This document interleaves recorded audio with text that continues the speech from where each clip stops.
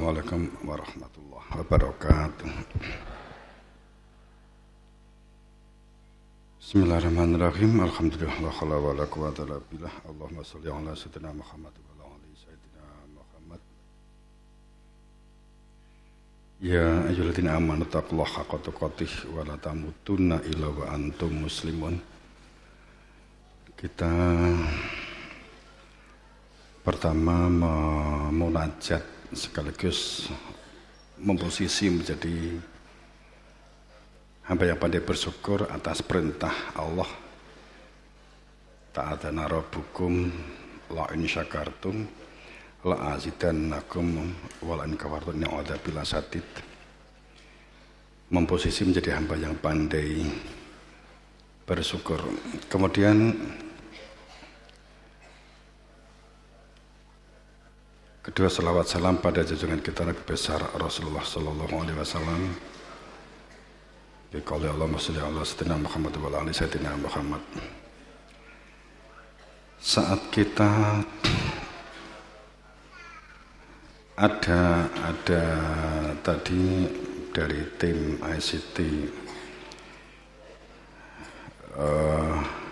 membawa ada pertanyaan terkait dengan kematian gitu ya. Memang tapi sudah sering sebenarnya saya angkat, sudah sering sekali kita angkat berkaitan dengan masalah di dunia ini untuk apa, kemana, bagaimana. Terus kemudian pada saat dampak tidak sesuai, tidak kembali, tidak rojiun, kemana? Saat fadriba bainum babun batinu fi rahmah, bahwa saat tidak mengetahui pintu pulang maka ruh keluar. Jadi pertanyaannya kan tadi kan itu sebenarnya sudah sering, nanti mungkin dari tim bisa memotong. Ruh itu nak keluar terus piye? Kalau ke dalam kan kembali kepada Tuhan, itu sudah hak.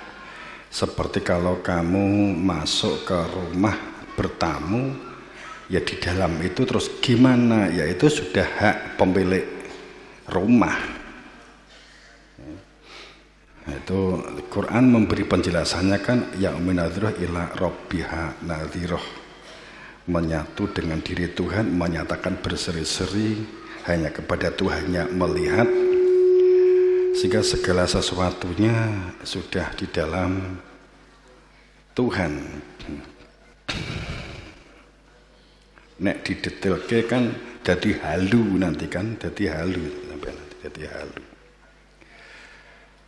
Kemudian tapi yang jelas kalau orang meninggal dunia itu kok nggak pulang, roh cepot. Di dalam surat Saba 51 ditempatkan pada tempat yang telah disiapkan bagi mereka yang tidak kembali.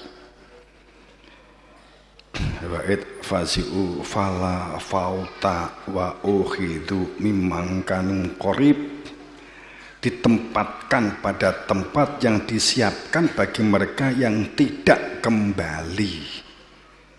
Ada itu semua kehidupan, semua tempat itu kan ciptaan Allah. Jadi pada saat tidak kembali ditempatkan pada tempat yang disiapkan bagi mereka yang tidak kembali, itu gimana? Ruh keluar ya, hutan itu ya miliknya pemerintah. Lalu ewe di kono kesasar, di kono ya judek kan gitu kan, judek. Makanya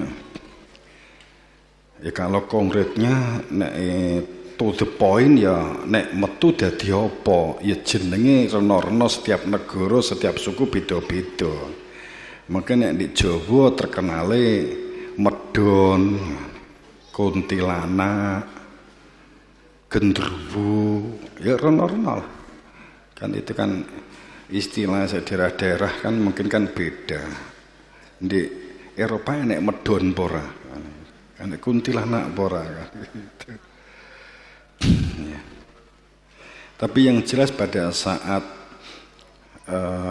fenomena yang mungkin kalau ada banyak fenomena yang melihat sesuatu yang tidak tampak Kemudian itu juga makhluk Allah. Ya jin itu, jin.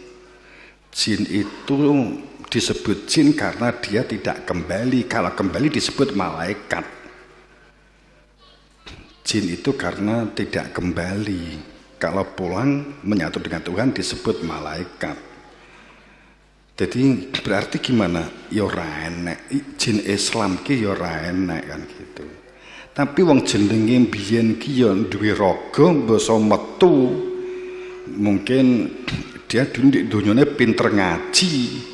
Tapi dia roe cepot. Ya dikono ya panggah iso ngaji.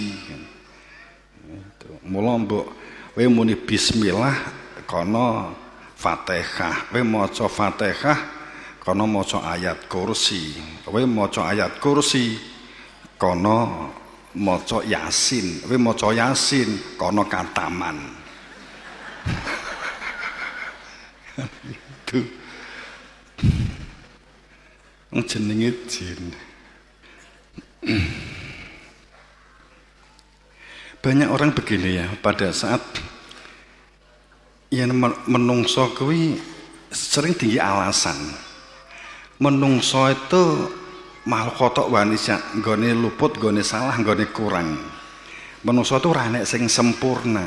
Sayang, kalimat ini tuh sering digunakan untuk perilakunya orang-orang yang bias, orang-orang yang suka menindas, orang-orang yang suka korupsi, orang-orang yang suka mengolok, orang yang suka membuli. Saat ketahuan itu langsung mengatakan, ya namanya manusia, nggone salah. Coba pejabat dicekal korupsi, langsung dia nih, ya saya kan manusia, gone salah, berarti untuk korupsi, untuk tukaran. Ini yang menjadi salah kaprah. Orangnya menungso sing sempurna. Ini kan kalimat yang salah, kaprah. Sebab di dalam Al-Quran disebutkan bahwa asfala safilin, manusia itu manusia diciptakan itu sempurna, berkeadaan sempurna. Ahsani takwim, mohon maaf, ahsani takwim. Manusia itu diciptakan dalam keadaan sempurna. Ada unsur lahir, ada unsur batin, sempurna manusia itu. Tsumma rodatnu asfala safilin. Kemudian terjebak, jatuh, bergelimpangan dalam kesesatan dan dalam kegelapan.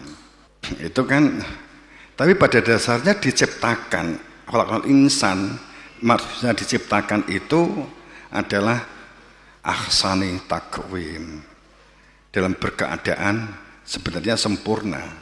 Ya, semoga pola tingkai kejelungup begitu ya, kejelungup sehingga menjadi karena tidak waspada, tidak hati-hati. Seperti sekarang ini pamannya ngomong pendidikan.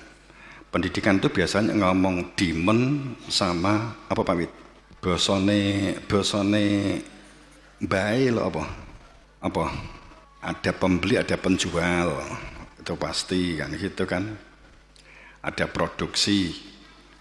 Katakanlah hukum ekonomi itu, kalau kita berbicara ekonomi tentang pasar, saat kita pelajaran kita berikan mengenai ekonomi, apa yang ada di dalam benak kita.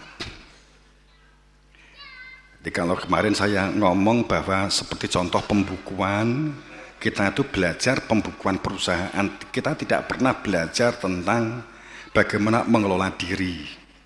Sama ekonomi juga begitu. Kita tidak pernah mengelola, belajar tentang bagaimana kita itu, umpama kita melihat jamur.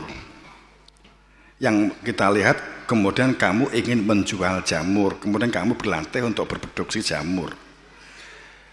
Saat kamu itu produksi jamur, kemudian ternyata langsung membuat kesimpulan, enggak payu, kan gitu.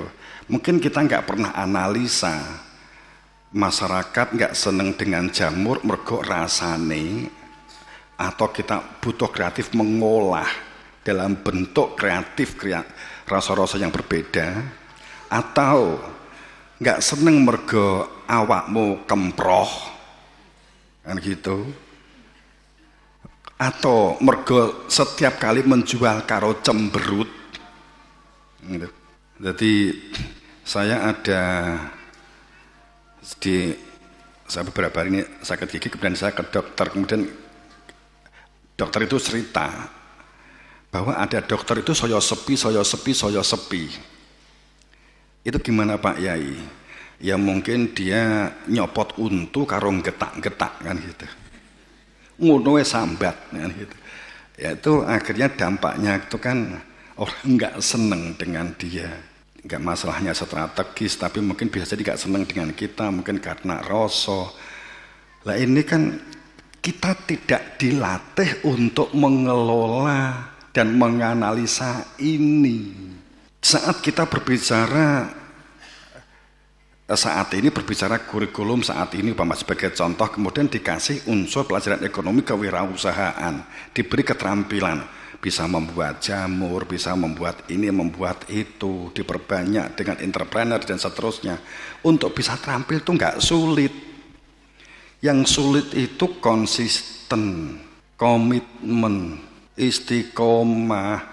Yang sulit itu sungguh-sungguh. Ini yang sulit, konsisten, sungguh-sungguh, komitmen. Ini yang sulit. Mengendalikan diri. Karena nggak mampu mengendalikan diri jadi boros. Membeli sesuatu yang seharusnya belum saatnya, belum sebagai kebutuhan, tapi sudah dipaksa. Akhirnya besar pasak daripada tiang. Inilah sesungguhnya ekonomi dasar kan, yang mestinya kita miliki. Ekonomi dasar itu adalah masalah perut umpamanya kan begitu.